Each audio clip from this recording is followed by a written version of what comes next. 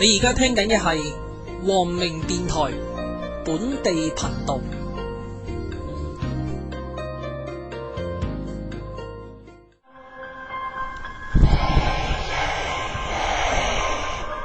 邊個？究竟邊個？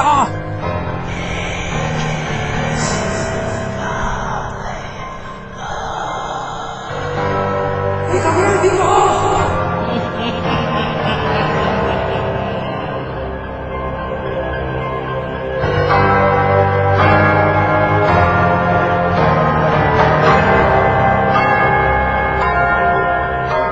呢個係通常鬼上身嘅一個特徵嚟嘅。啊，我好明顯嘅，係莫名其妙嘅發燒啊嘛。我係特別仲要係唔係你話嗰3個鐘敷一敷額頭就係啊！你通常你有時發燒，你通常即係唔係啲乜咁嚴重嘅時候，都係你就好容易會退燒，退到燒噶嘛。有啲係可能幾日幾夜都唔退。係啊，你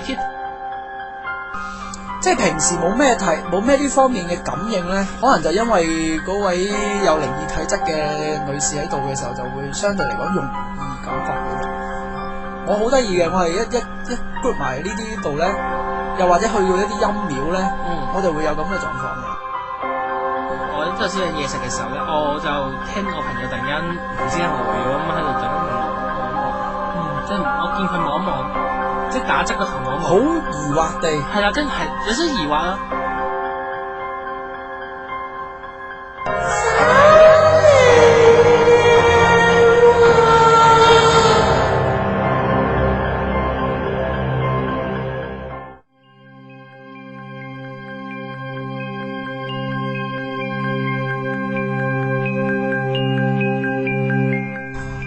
今集嘅守靈夜話咧，將會承接翻上一集我同埋陳師兄嘅一啲神怪故事。另外一方面，守靈故事今日亦都會繼續奉送。事不宜遲，馬上今日嘅節目。好啦，咁廣告過後又翻嚟啦。頭先上回就提到啦，就係我飲酒之後就 feel 到啲咁嘅嘢啦。就係咪唯一嗰次呢？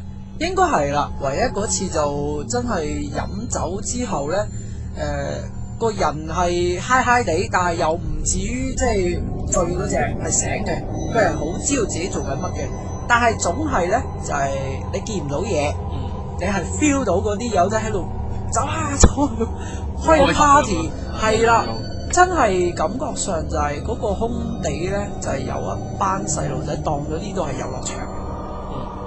喺我哋嘅外圍喺度跑，因為去到第二朝早咧，其實佢哋即係我哋啲朋友啦，咁就打電話俾我，咁原來咧佢哋就各自覺咧就係都感覺到一啲嘢，但係當晚咧大家都唔夠膽講。即係冇人夠膽出聲，冇人夠膽，只係得我同嗰位ladies 咧，就係喺度講緊。我同佢講咁樣喺度講開，啲細路仔好煩，好嘈得啦咁。我係咁樣有咁嘅燥地嘅，其實。跟住佢又會好強調問我咧，係咪 feel 到啲嘢？係咪 feel 到啲嘢？跟住到第二朝嘅時候，大家去講翻嘅時候，原來大家不約而同都會有感覺到一啲嘢嘅，亦都好類近嘅。咁我先至大約知道原來。喺飲酒嘅狀況咧，真係會有咁嘅狀況，同埋即係平時冇咩呢方面嘅感應咧，可能就因為嗰位有靈異體質嘅女士喺度嘅時候，就會相對嚟講容易感覺到啦。我好得意嘅，我係一 group 埋呢啲度咧，又或者去到一啲陰廟咧，我就會有咁嘅狀況嘅。我諗我同你，sorry， 我同你分享有一個好搞笑嘅經歷，我唔覺得搞笑嘅，即係其實都幾恐怖。係，同你有啲類似嘅就係我有一次好多若干年前啦，咁我同班朋友上咗去一個水塘，夜媽媽。邊個水塘？開得名嘅，我覺得水塘。水塘開得名啦，應該係城門水塘咩？即係荃灣上啲嗰個係城門水塘。啱啱我早嗰排去，我去咗城門水塘喺呢個大水壩。主壩咧，咪側邊咪有燒烤場噶嘛？係。而開始我唔知而家仲冇拆啦。冇啊，一辣都係。係啊，仲係燒烤場嚟噶嘛？咁主壩燒烤場，咁當時我哋就唔知點解咧揀夜晚燒嘅食。係好奇怪嘅。點解你會揀城門嚟到做夜晚嚟燒？呢個就唔知點解咧，好機緣巧合情況底下。神推鬼拱。係神推鬼控嘅情況啦。城門好慢嘅。係啦，咁跟住點咧？嗰日發生嘅事就好奇怪啦。咁咧，我啲朋友就好好啦，咁一早已經預備晒所有嘢啦。係。咁佢哋係連嗰啲大光燈咧，都預備埋，連埋電池都預備好晒。爆炮，好爆炮啊！大光燈。係啊，即係嗰啲發電，發電驚死有鬼咁啦，總之就。係啦，咁同埋你知，都嘅夜晚係會暗。冇乜街燈嘅。係啊，嗰度好暗㗎，其實。咁佢哋好鬼爆炮地，又唔知點解班咗兩支大光燈，咁就左右喺度射住個路，咁啊已經本身好熱嘅情況底下更加熱啦。咁好啦，咁燒嘢食啦。冇理由射向天嘅。係啦，咁啊燒嘢食啦咁樣。咁啊其實我哋開爐嘅時候應該其實黃昏嗰啲時間五六點啦。係啱啱。跟住係都未黑晒。咁我哋燒嘢食咁嘅時候，咁啊冇相安無事嘅，大家嘻哈哈，喂喂喂咁樣先食。咁咧跟住之後咧冇幾耐，我有朋友同我講，咁其實再形容翻其實附近嘅環境咧，其實我哋就喺個山邊嘅位置嚟。我唔知大家有冇去過城門水塘同埋而家嘅狀態，因為其實都係若干年前。咁咧其實我哋個爐喺埋山梯山一邊啦。咁你其實行過少少咧，我諗大概三四隻腳5、6隻腳嘅位啦，其實已經係山崖嘅，即係山邊位嚟。咁你行過咁。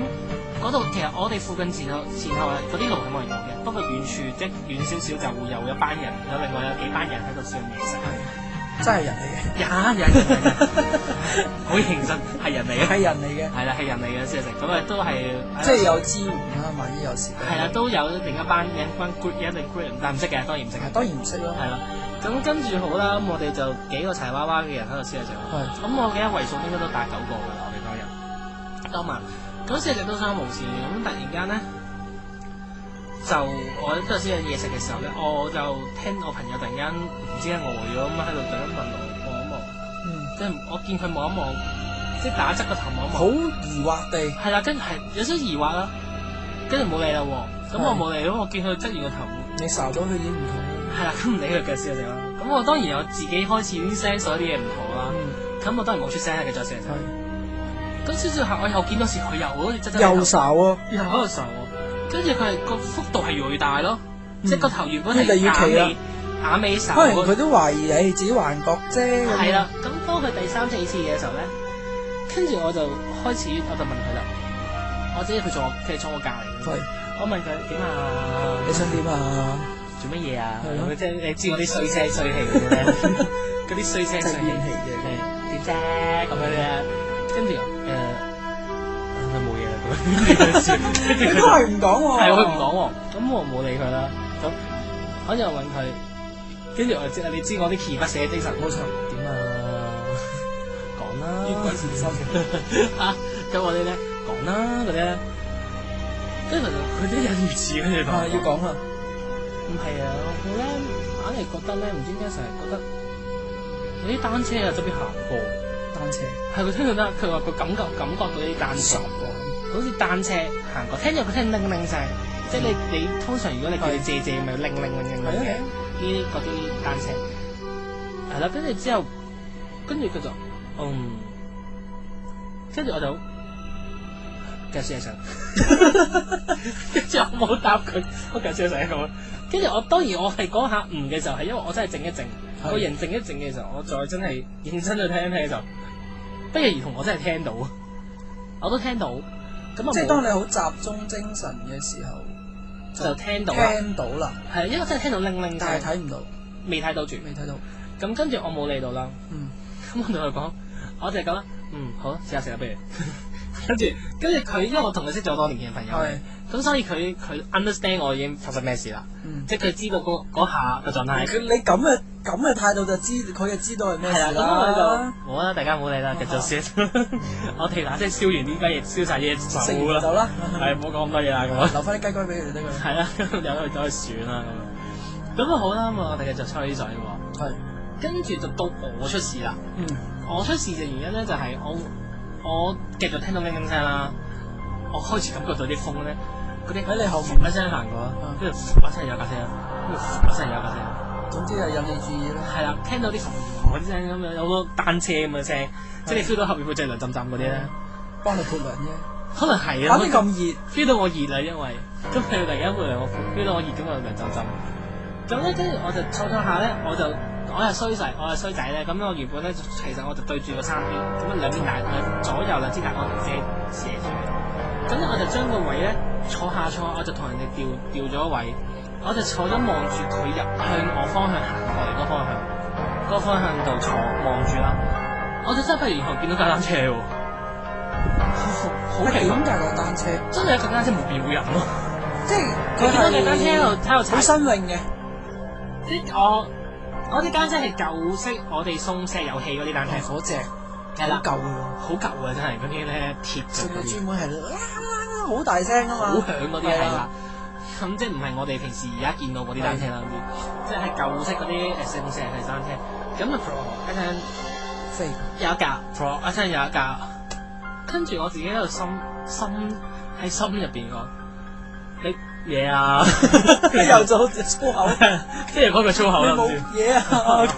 係啦，即係會講句粗口咁樣，唔知點解喎，嗰下好敏喎，唔知點解，個人好燥底喎，因為熱啊真係，左頭左勢好嘈，因為佢係又嘈又左咁根本。你諗下，同埋嗰啲單車係結好煩㗎嘛啲聲，係啲舊啲單車係會係唔知點解啲即係嗰啲關節位咧係會即係有時啲就會結嘢咁啊。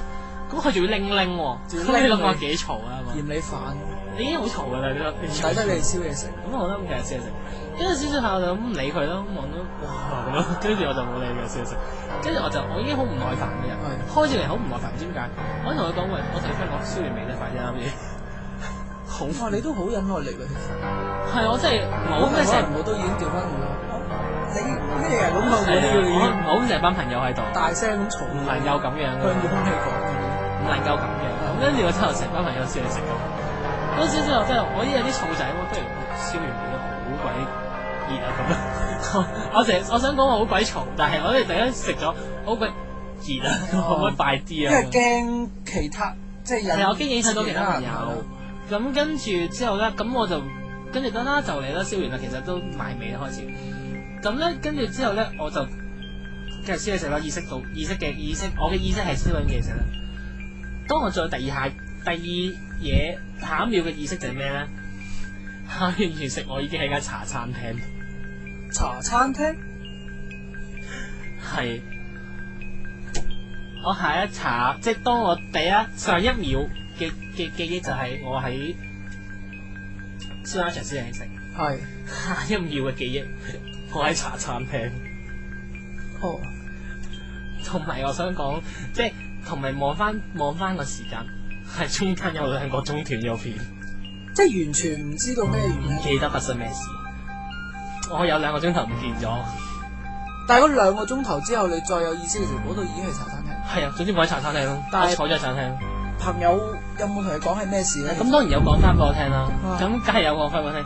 仲要係當我記得有意識嘅時候，我啲朋友係非常之驚嘅樣，好惶恐喎。我係唔緊要，我啲朋友應該唔會聽呢個節目嘅。我朋友江湖話呢個傳聞就係我朋友聽到嘔嘅，見到我個樣同埋當佢落到山之後咧，係有朋友係驚到嘔啊，係真係驚咗你，係啊驚到嘔，即係當時我個狀態係驚令到佢驚到嘔啊，鬼上身。可以啊，都可以咁講嘅。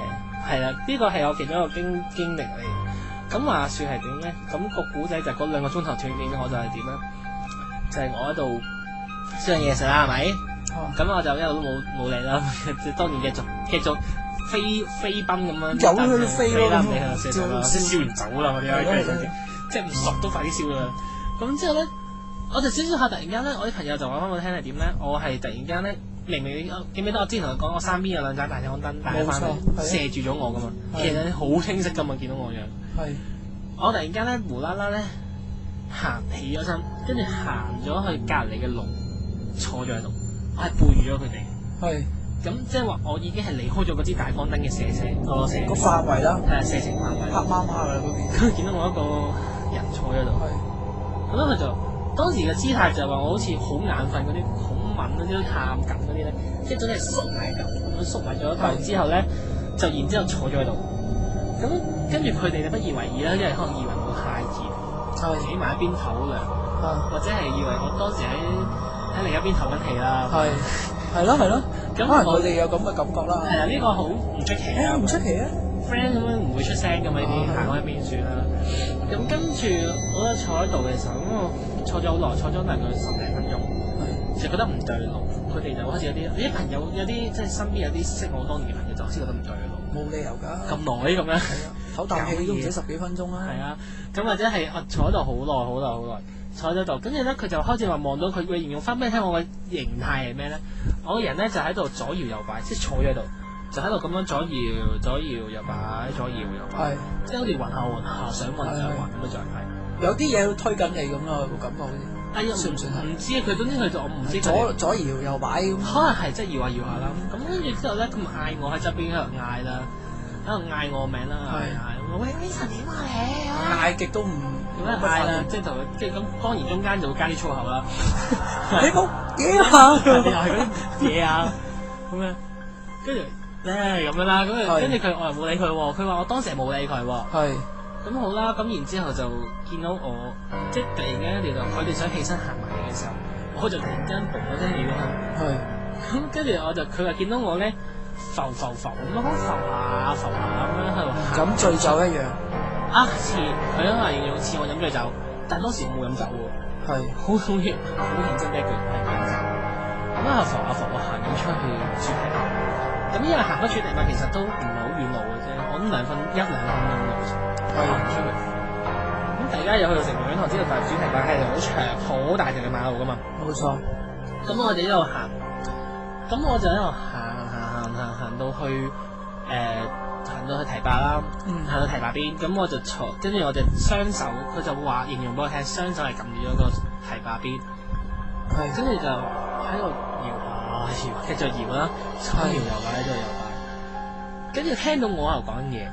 但又唔知我講緊乜嘢，鬼食嚟咁。佢話唔係，佢話聽到隱約聽到係聽得出係中文字，聽得出係廣東話，但係唔知係乜嘢，但係聽得唔清楚。聽到啲你啊、我啊、嘅啊、呢嗰啲咧，聽到嘅，但係就聽唔到係內容係乜嘢。咁然之後好啦，咁大家好驚到，咁有成6-7個人圍住咗行，即係當時嘅情況就係我啲朋友嘣一聲，大家放低晒燒烤叉，然之後就衝咗出去。唔妥啊！咁係衝咗出去啦咁樣。咁跟住之後，咁佢哋揸住支筒一路沿路咁跟住我出去，咁去到一個唔對路嘅狀態就係我開始個人咧，隻腳開始咧離地啦，開始隻腳踭開始離地，同埋個人個狀態係一路向前衝咁，想跳落去，開始想咁衝落去，咁然之後咧啲朋友好驚啦，當然發咗啲，咁佢就拿住支電筒就行埋嚟，就喺度照條計咁咧，一聲照。當佢哋話俾我聽下，個情況就係一照住我就叭聲成個放低咗，即係照住你個樣就背住佢，一路都係背住佢。但係一照住就拍低啦。係啦，即係佢話我一路其實個狀態就係我喺佢哋背後，我喺佢背脊，佢咧我背脊啦。咁佢只係照我後尾就咁嘅，其實係就已經拍低啦。一聲跌低咗，咁跟住就好似暈咗咁樣，即係咧不省人事咁。係啦，其實我暈咗咁嘅狀態啦。咁啊，跟住之後大家好驚啦，好唔知點咁啦，跟住就喺度拍。我仲好記得當我翻去茶餐廳，我發現佢係紅晒，即係俾人打啊嘛！我俾人打到腫咗啦，紅晒，我想講兩邊面係紅晒咁樣打到。咁跟住之後佢哋話嗌咗好耐，俾水我，佢哋唔知點解要灌我飲水啦嚇，好奇怪啊！跟住大家千祈唔好學呢個，唔係一個急救嘅，呢個係錯誤嘅急救。暈嘅時候千祈唔好灌水，唔好灌水係會逐死嘅會。知啊，佢哋到時變咗水鬼㗎啦。係我俾人做嘅咁樣，咁樣咯，佢灌水啦，抹汗啦，同埋俾人打啦咁樣。跟住到再時間耐啲之後就開始嘅形成啦。佢話我形成啦，但當然我都係冇意識啦。咁跟住之後，我啲好朋友們咧就開始就連雞翼都唔燒嘅，嗱聲熄咗爐，倒咗啲水，熄咗爐，收埋啲燈就走啦。咁去到水，因為而家城門水塘好奇怪噶嘛，上水壩落到要行翻落去其實嗰個時間已經冇小巴㗎啦，其實連小巴都冇埋㗎啦，其實要行到落山腳㗎啦，即係落翻去出翻大馬路。你自己行翻出去啦。係啊，要行翻出大馬路截車先有啦。咁啊，沿路我啲朋友就好擔心我啦，咁當然就左一個右一個咁夾住咗我走啦。咁我開始佢話我狀態真係迷迷糊糊，啲樣係面目猙獰啊！佢形容我嘅面目猙獰，呢個係一個重點。但係我係朦朦糊糊嘅。佢話我講嘢個樣係好衰，即係佢話俾我聽個狀態，講啲好難聽嘅説話。我唔係講好難聽嘅説話，嗱個狀態係咩咧？總之話我樣好衰，衰到個問題係佢好想打我。即係有啲好可能有啲好輕佻嘅表情啊。佢當時總之就係一啲令到佢覺得就係好挑人性啦，係好討厭嘅樣啦，係啊，雖則我有時個樣都好鬼討厭嘅，係咪？但係佢話嗰時形容我樣係，但係唔係一個正常嘅你睇下，唔係我嚟嘅嗰個，即係佢好明，佢哋話未見過我呢個樣出現過，係識我有啲識咗都過10年嘅朋友話係個樣冇出現過，即係以我認識嘅我係唔會咁樣。好啦，咁然之後我哋行嘅時候，我啲朋友好擔心我，一路問我嘢啦。咁當然係問埋啲好低能嘅問題啦，叫咩名啦？你知喺邊啊？我覺得我自己我聽完之後我話自己個醫院嗰啲醫生問你叫咩名啊？你知唔知你咩事啊？知唔知而家喺邊度啊？知唔知而家喺邊啊？知唔知人哋做咩啊？例牌，好好笑呢個問題。跟住又問下我屋企人嘅狀態同狀況。咁問嚟問去都應該問到嘅。啊，咁啊唔係喎。最詭異嗰單嘢就係佢問我所有嘢咧，我係答到，終於係啱嘅喎，即係所有嘅 information 係啱嘅。咁當然佢有啲例如問到我屋企人狀態啊、屋企人狀況啊，或者係嗰陣時女朋友嘅嘢啊咁。咁佢問我都其實係我答到嘅喎。咁但係咧情況就係我完全，但係你係冇意識。冇印象，我都唔記得啦，係完全都唔記得嘅喎。嗰2個小時裏面，你根本唔知自己做緊乜。係啊，完全唔知自己做乜㗎嘛。咁跟住之後就好奇怪啦。咁跟住就，但係佢哋話咧，佢哋扶我嗰時咧，佢哋話佢形容我翻嘅感覺就好想打我咯。因為你樣衰嗰下，係啦，即係個感覺就係話擺到明係一種好挑人性、好攻擊性嘅個樣㗎啦。係啦。成日都好想打我咁樣，到而家我哋有時講翻起都話好想打你，唔知點解。當時咁去到接的士啦，咁其實佢話佢哋形容翻咧，佢哋感受第一就覺得我好想咩，我好想打我啦，覺得我面目可憎啦。咁另外咧就覺得好寒，尤其扶喺我左右嘅2個朋友，好凍。佢話我係啲手腳凍到係冰嘅，即係冰凍。你都知我係比較熱，好怕熱嘅人。所以但係冇理由嘅，你大熱天時啦。係啊，你做燒嘢食嘅時候冇理由咁鬼熱嘅地步嘅。係凍咯，佢好似冰咁樣咯，成。咁同埋即係識我嘅朋友都知我係一個熱人嚟嘅。我好鬼怕熱嘅，所以我唔怕凍嘅不嬲都。咁我連凍到一個地步係咁，我冬天都熱辣辣嘅人，凍到好似啲凍肉咁。係啦，咁就好似雪櫃出嚟嗰啲咧。咁跟住好啦，咁大家覺得實際唔好，同埋佢係覺得係佢2個身邊覺得有啲心寒。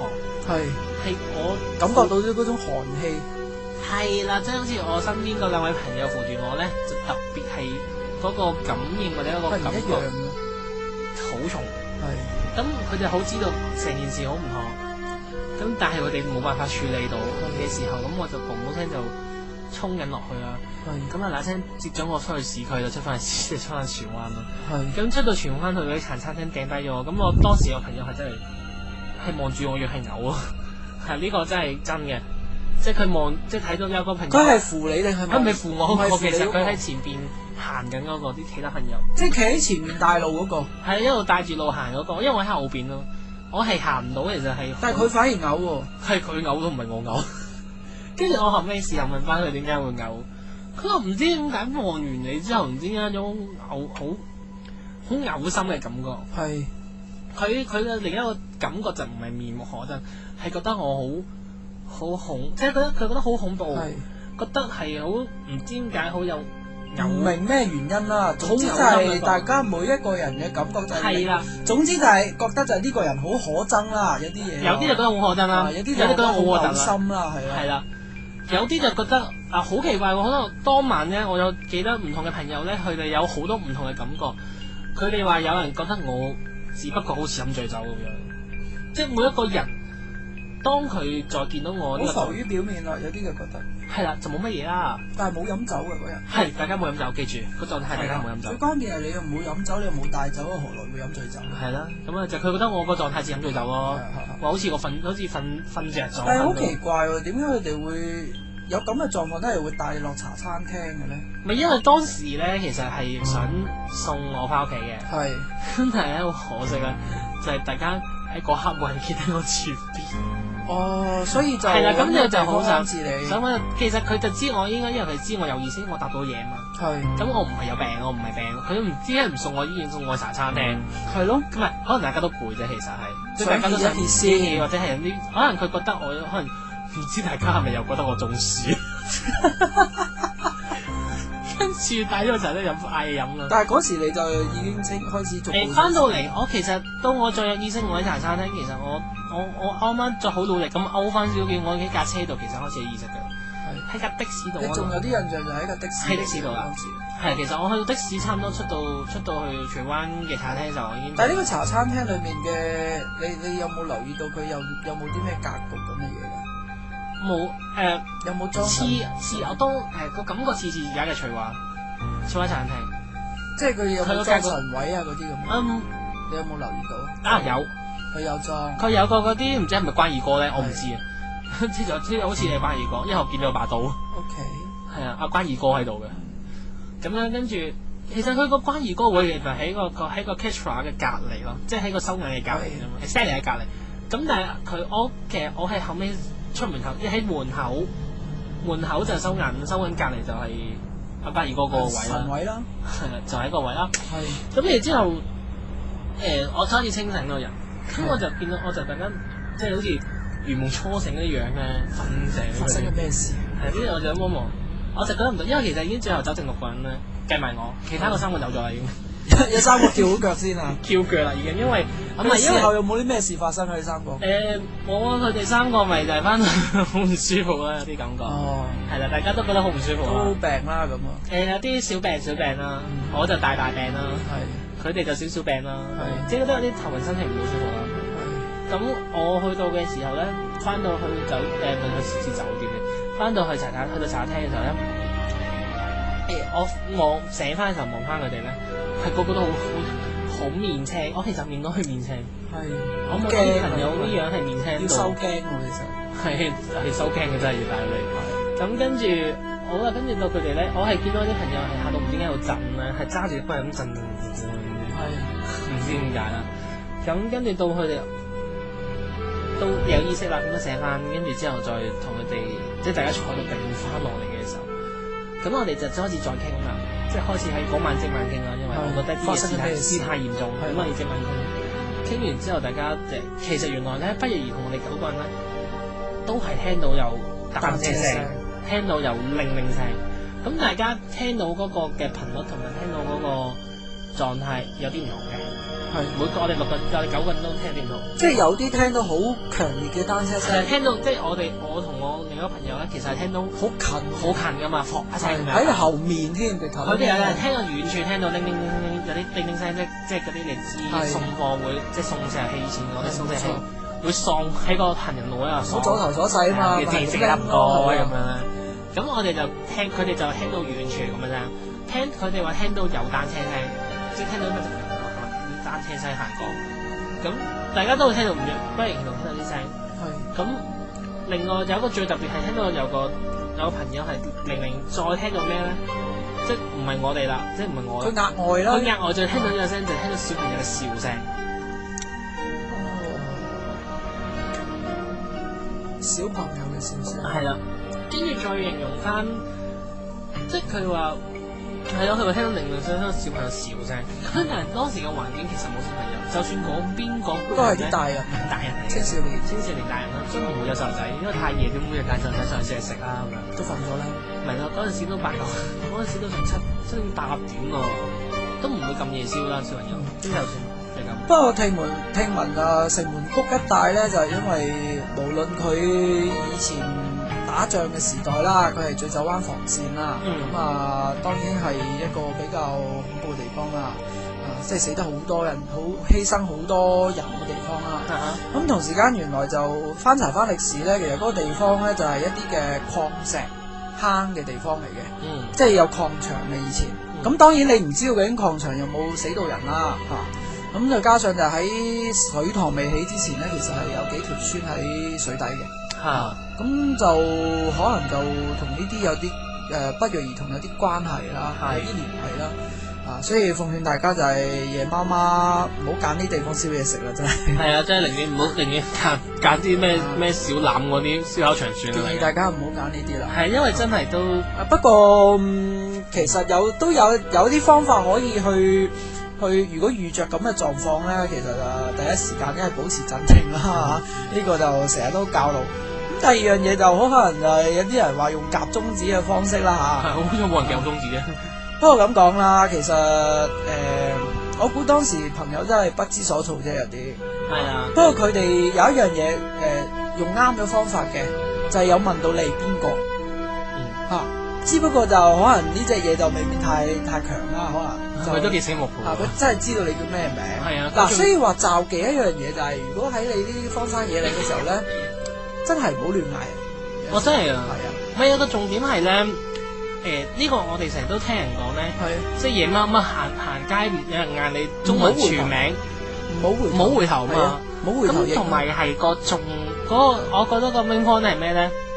嗱，當時我啲朋友冇嗌我中文名啦，係啊，因為你都即係識我個朋友都知我好憎人嗌我中文名嘅，係極度人憎，極度憎人嗌我中文名。係你全名唔幫好嘢咁。係啦，嗌我全名仲要係唔幫好嘢嘅，通常係唔知點解嘅。咁咧好奇怪。佢問我，你知唔知自己叫咩名先？咁我通常都係我叫 Vincent 啦，梗係。係咯。但係我唔係噏到自己中文全名喎。即係當時佢話俾我聽，我係噏自己中文全名嘅。係我好少介紹自己會噏自己中文全名嘅。即係如果係盈希可能會好大膽，你唔係嗰個，你究竟係邊個？係啊，可能我好大膽。當時朋友冇問呢個問題。係，其實應該會，如果係嗱。喺呢咁嘅地方，如果咁嘅情況咧，其實呢啲唔關乎你有冇法力嘅，信念問題嘅啫。係啊，驅鬼係信念問題嚟㗎，即係有陣時有啲方法係可以做到，令到佢驅走佢嘅。不過就問唔到佢。呢個就當然我發生咗事啦。係咯。咁但係事後咧，亦都可以話翻俾你聽。我後尾再當然我呢啲咁嘅大件事嘅時候咧，我當然要拯救我屋企人啦。係啦，咁大個神壇喺背後，唔係啦，咁大個組織嘅，點都要問事，究竟係咩事過？嗰個咩人？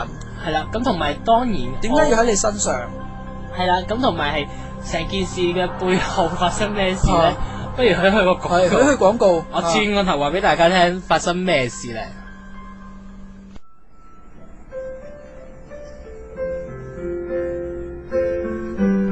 一剎那嘅光芒綻放於舞台之上，每一顆明星究竟要落幾多血同汗呢？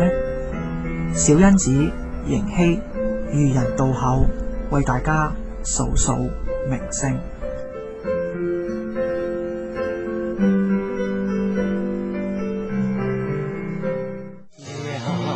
也不能留，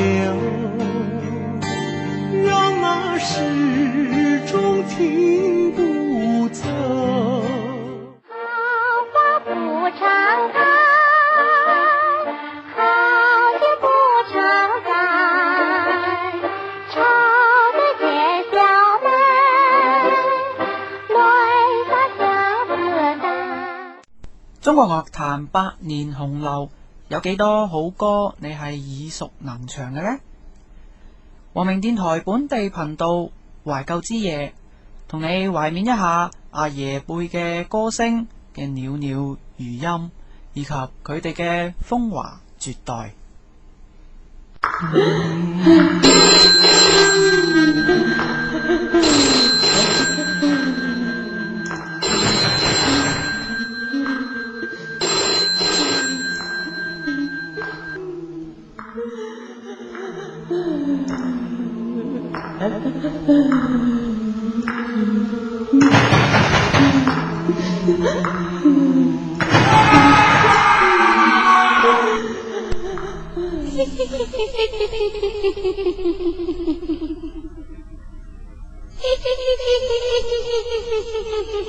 守靈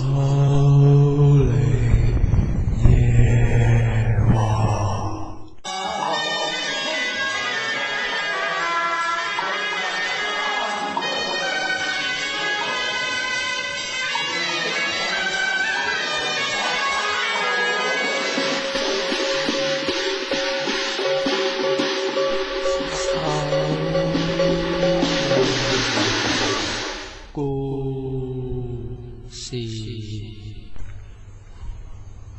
今日嘅守靈夜話呢，主要就想同大家講下，我哋平時呢都會聽見一啲呢，就係關於話一個人運滯嘅時候呢，要用碌柚葉沖身。原來呢，咁耐以嚟，我哋都一直有個誤會㗎。其實所謂退衰氣呢，係用皮葉，唔係用碌柚葉㗎。相傳呢，就話碌柚葉呢係喺個人最運滯嘅時候呢，佢就先至用嚟咧沖洗，咁就表示咧將所有嘢嘅退去，咁就換翻一啲好嘅運勢翻嚟㗎。但係如果當一個人順風順水，只係遇到一啲小恩小劫嘅時候咧，用呢個碌柚葉沖身咧，反而係會將好嘅運都洗埋㗎。所以其實我哋應該係用黃皮葉去沖洗一啲衰氣。咁如果係新年嘅時候咧，好多時咧，如果想家居咧嗰個運勢更加好咧，其實亦都係用黃皮葉浸熱水咧去濕水之後咧，就將成家嘅清潔咧都用呢一盆水噶啦。咁信不信咧就由你啦。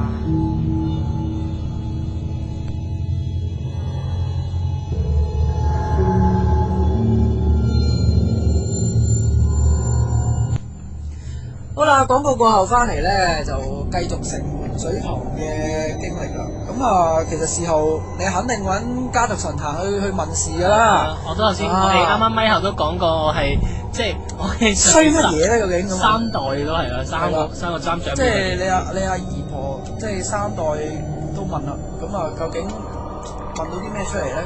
唉，我覺得真係呢下就真係自己過分嘅。係，我頭先咪大家頭先就聽到前面嗰段就係講個故事開頭就係話你哋燒緊嘢食噶嘛，跟住我係後面係咁有啲風啊，叮叮當當咁啦。係啊，跟住我就同埋我最重點係我係心底裏講咗句粗口啊。Oh God！係啲嘢啊嗰啲咧，咁跟住就咁就出咗事，咁我姨婆咧就即係當然又好大結啦呢件事，因為要講數冇粗口啊。係啊。講數講咗好耐嘅，知唔知啊？但係佢有冇用粗口鬧你啊？咁知？都有嘅，繼續都係粗口嘅，係呢個每一次上車都要俾人講粗口。跟住又話你冇嘢啊嘛？唔係，嗰啲死仔爆嗰啲咧，又係嗰啲啦。係啦，跟住又會一系列嘅粗口啦咁樣。跟住呢次點解咧咁咧？其實係我自己吹嘅，因為我自己頂唔住嘅，因為我姨婆都成日搞落咧。知道曬啦。係啊，好快又知道晒啦。因為嘢同佢講。因為其實原來我屋企人 protect 我噶嘛，即係其實我姨婆話俾我聽，其實我屋企家中其實有啲祖先啊，或者係有啲即係我哋屋企人係啦，呢度 protect 緊住我哋，所以我發生咩事係有人知嘅。報串係啦，總之係有朋友。即係佢其實當下就係當下鬼上身嘅時候，其實應該係有啲已經知道咗。係啦，屋企人知㗎啦咁樣。有一啲已經即係列為先班嘅屋企人。即係其實阿姨婆喺你未翻嚟之前已經知嘅。係啦，呢應該知㗎啦。咁所以點解我姨婆咁醒目咧？咁快已經知發生。唔使同你講咁多嘢，即刻就嚟啦。咁跟住姨婆就同我講話，我自己吹到口啦。當然就走去鬧人哋，唔應該嘅。記住切勿唔好鬧。好似頭先嗰句話齋喺節目初期咁講啦，你去到啲墳地嘅時候，即係冇錯。你望到佢，你心裏面。你就算你心裏面講一句粗口啊，你都唔好開口講啊！真係，開口講又好，即係心都係盡量好啦，尊重啦，係啦，即係你就誠敬嘅心啦，係啦，尤其去到呢啲地方啊。咁跟住之後，返到屋企啦，咁當然又係個人又悶滯滯我啦，一定。跟住就可能係瞓唔到覺，成缸床唔落啦，跟住係又唔知點啦，又。跟住就開始有病徵再次出現啦，就係發燒同埋發燒。又發燒啦，繼續發燒喎。我都真係好日都唔發燒，呢個係通常鬼上身嘅一個特徵嚟嘅。我好明顯嘅，係莫名其妙嘅發燒。我係特別仲要係唔係你話嗰3個鐘敷一敷額頭就係啊！你通常你有時發燒，你通常即係唔係啲乜咁嚴重嘅情況底下，你2-3個鐘好容易會退燒，退到燒噶嘛。嗰啲係可能幾日幾夜都唔退。係啊，你 keep 住嗰幾日都仲係喺度發燒。咁但係今次發燒嘅狀態就唔係話好高燒喎，即係佢係 keep 住嗰啲高少少嘅微燒。係啊，一路都燒唔到，一路去唔到啦。咁跟住開始個人有啲瘋狂嘅狀態出現啦，就係翻到屋企咧我本身燥底係人都知嘅啦，係識我個朋友知我燥底。咁咧我係瘋狂啦，就癲咗咁樣，突然間好即係發好大脾氣嘅。係咁我成日都會即係可能開始嚟咧勁講粗口啦，即係第一件事。你梗係諗得太多粗口啦嗰下。係咯，唔知啊，嗰隻嘢要報你啦。你覺係啦咁樣。係咁講啦，即係同埋熟我嘅朋友都知我好錫屋企人嘅。咁同埋我屋企人咁做，同埋我屋企人都知我屋企人係死穴嚟嘅。你話喺我嘅人生入邊，冇錯，係啊，即係我點樣發狂都好，我都係唔會對屋企人，即係都唔會對我屋企人係最平靜嘅，反而係啊，即係唯一可以禁制止我嘅人就只得我屋企人。係咁嗰下好神奇地咧，我阿媽話俾我聽，即係嗰下瘋狂狀態，自己控制唔到。我嘢啊，亂嚟啦！你嗰啲咧，我真係嗰啲爸爸媽媽好反常啊！係啊，乜都出晒嚟啦，跟住開始掟嘢啦，開始路掟我身邊嘅嘢，跟住見咩掟咩啦咁樣。我跟住就跟住掟爆玻璃啊咁樣，跟住開始覺得有啲 crazy 嘅狀態。咁阿媽以為我真係神經病啦，真係黐線㗎你，冇嘢冇你，無啦啦你搞咩啊咁？你咪黐線啊你咁樣啦，跟住我媽再諗一諗嘅時候，冇理由啊！你就算黐線，都有個譜啊！係啊，都冇人我都鬧啊！係啊，咁跟住好啦，咁跟住就又 feel 到唔到啦。跟住啲衰仔又唔知做咗啲咩，今次就要接咗。係啦，今次咧我哋係跟住到有一日我就直情翻埋，即係嗰段時間我係啱啱嗰段時間失業，啱啱時未做嗰陣時冇做嘢，失緊呢段時間，跟住我就直情閂咗個房門，自己匿埋咗喺房入邊冇出過嚟。嗰幾日，咁我自閉啦，開始自閉啦。但係聽到隱約聽到我裏面開神壇，即係哎呀笑到我咳添。跟住即係我媽話喂聽到我耳人啦，但係我當時都諗緊其實冇乜特別嘢啊。即係我自己諗翻起當時我自己狀態。OK， 我平時都係唔癲嘅，即係我自己諗啦。咁跟住後尾我請唔喐啦，今次係我姨婆自己已經走上門啦，係啊，自己衝上，唔使講咁多嘢啦，係啊，跟住我就聽到我姨婆咧閂埋房門啦，當然我又未睇到佢狀態係咩啦，我係聽到耳鼾啦，又喺出邊，跟住我直情咧即係我媽話係咩咧？我嗰陣時係盤膝坐，我直情好似咧釋迦牟尼嗰啲，釋迦牟尼咁樣翹住隻腳坐，係，跟住咧仲要係咧即係摁住即係摁腳，即係你咁好串嘴嗰啲樣咧。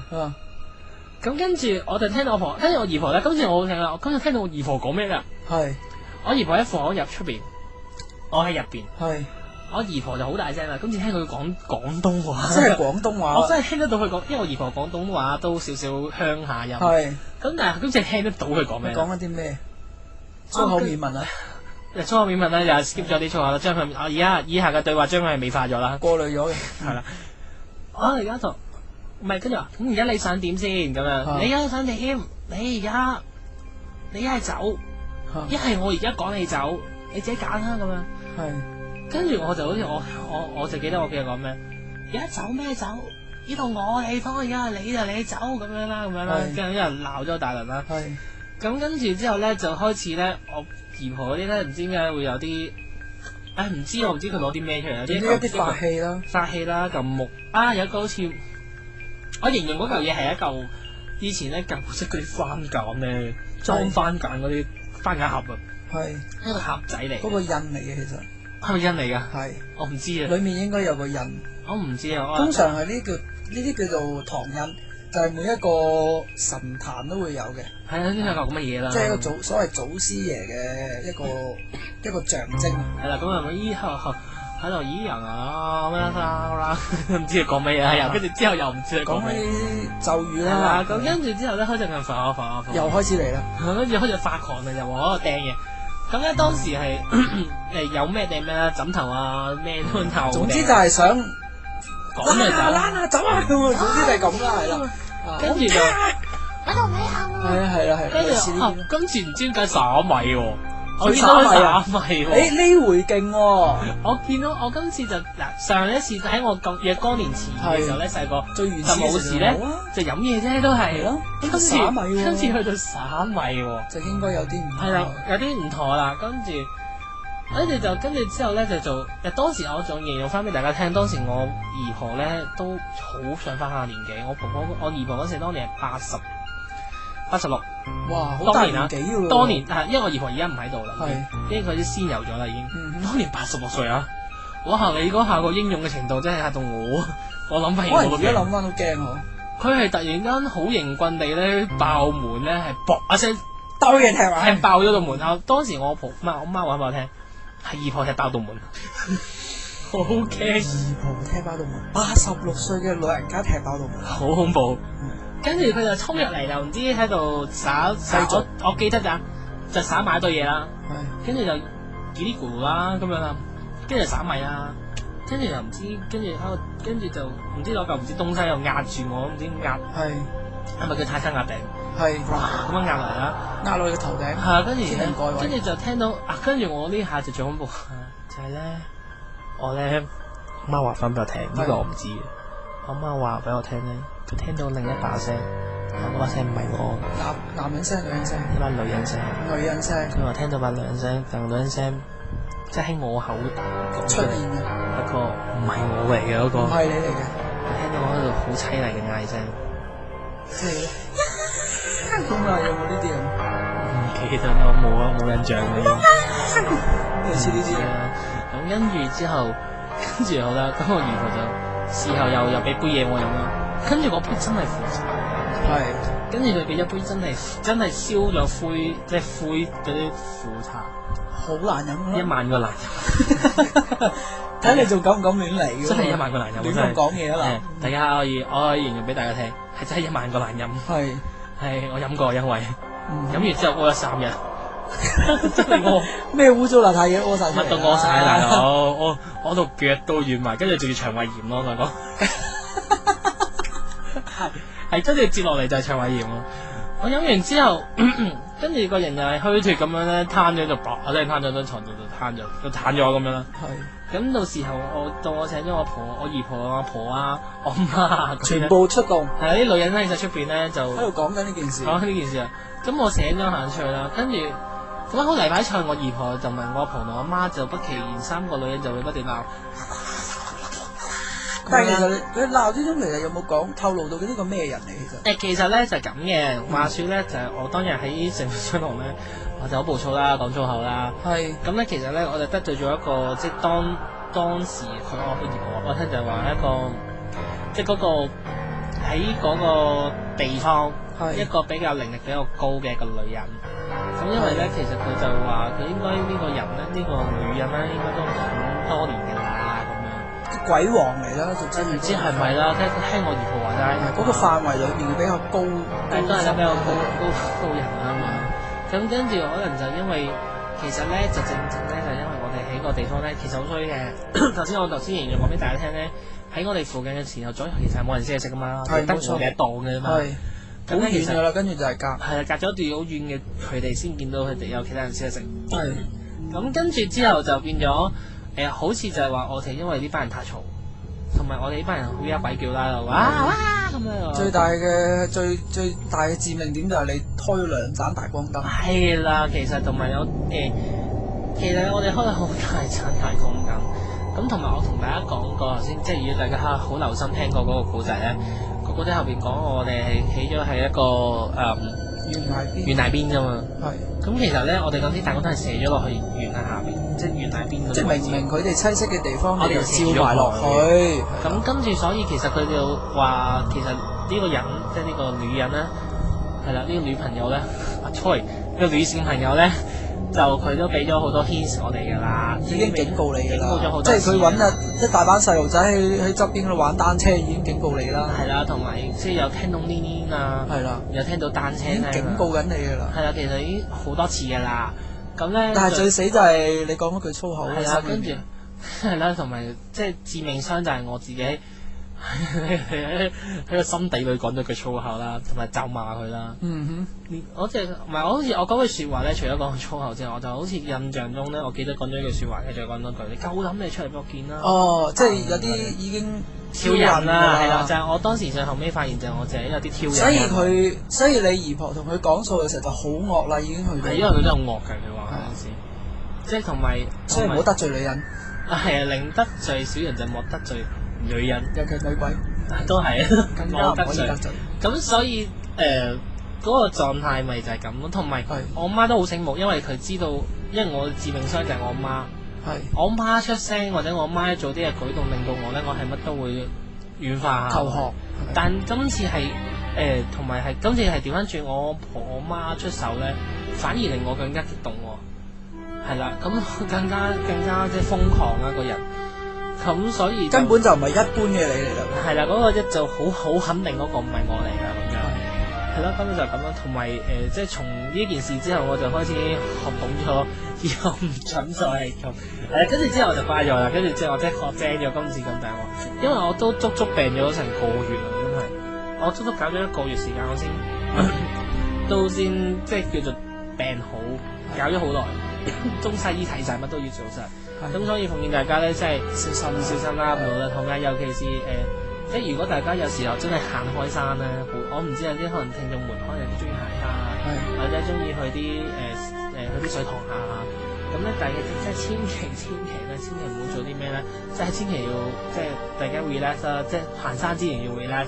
二來就如果即係當你遇到啲好奇怪突如其來嘅事啊，或者遇到啲咩問題都好，千祈唔好咁敏陣，同埋千祈唔好嬲，因為原來其實你一個人嬲咧，其實咧我哋 physically 咁去諗啊，你一個人喺一個情緒高漲嘅情況咧，即係當你發怒嘅時候，你人都會輕噶嘛，都會熱噶嘛。冇錯。咁你當你越嚟越強勁嘅時候，其實你吸引到佢哋身邊嘅人咧，有個人喺度喎，有條友喺度喎，咁我係咪應該黐埋佢咧？但係亦都有個講法嘅，就係話呢一方面咧，其實有另一個話齋嘅就係如果你有嬲怒嘅時候咧，睇下你用咩方法去嬲怒。如果喺心裏面嬲怒咧，其實就聽講話係比起呢個你用口去嬲怒咧係差嘅。因為用口去嬲怒咧，其實就所謂你嘅陽氣爆發咁佢就會避忌啲。咁但係如果你心裏面淨喺度咒罵佢咧，其實唔得噶喎，聽聞話。咁其實咪應該下次嬲佢時應該兜下兜面爆佢出嚟。呢個唔知啦，因為亦都有個案發生嘅，就係話出嚟俾我睇啦，咁大聲咁講噶。佢真係出嚟俾你睇之後。不過咁講啦，通常呢類人咧，佢個所謂嘅潛藏嘅嗰個意識就係佢係冇嗰個信念喺度，唔堅定嘅信心嚟嘅。其實佢對呢樣嘢嘅挑釁就係佢存疑啊嘛，佢唔信啊嘛，所以先至會出現咁嘅狀況嘅。一個唔肯定嘅狀況底下咧，係好容易會引到啲嘢翻嚟嘅，反而。我諗可能下次真係要小心啲，大家啦。呢個係我真係啱啱再係我哋用咗傾咗咁耐，即係喺度另類講少少啦，就係我好抵死嘅喺賣廣告之前講少少啦。點啊？我好抵死嘅，我行親山我好中意望墳頭嘅。你真係假即係挑釁啦已經。但係咁講，我望墳頭咧，我唔係挑釁佢哋嘅，我唔出聲噶。我望墳頭，我唔出聲，我心裏面唔會諗任何嘢噶。我只會好奇望一望，即係睇一睇呢個墳頭係咩時候嘅，佢個碑個狀況係點嘅，純粹係咁嘅啫。但係千祈唔好有啲咩但係我 feeling 冇嘅，我冇任何嘢，因為以前細個發生過一啲事情咧，係爭啲就舐嘢嘅，就係俾大人鬧啫，純粹，因為我冇所謂俾人上身嗰啲嘢嘅。不過咧就係篤正一啲所謂死穴。係啊，咁但係又係正如你所講咯，行山我又唔係話佢啊點解咁靚女死得咁早，唔係呢啲喎，千祈冇添啊，而係即係可能啲草好高啊，遮住晒，又我就指住嗰度有個墳頭啊，嗰啲咯。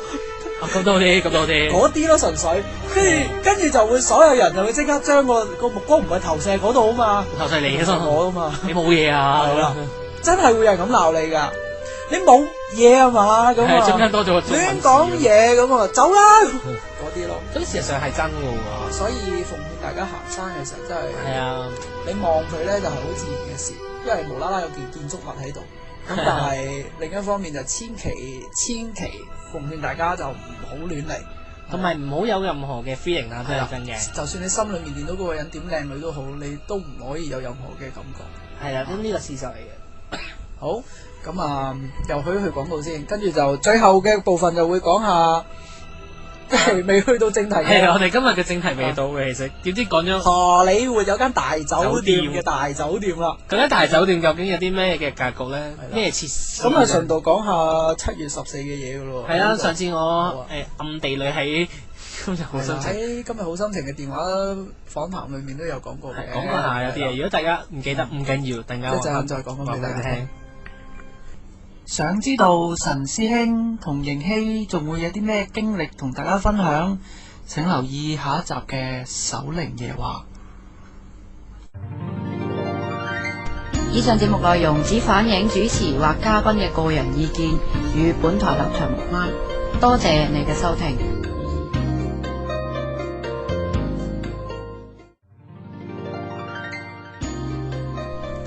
你而家聽緊嘅係黃明電台本地頻道。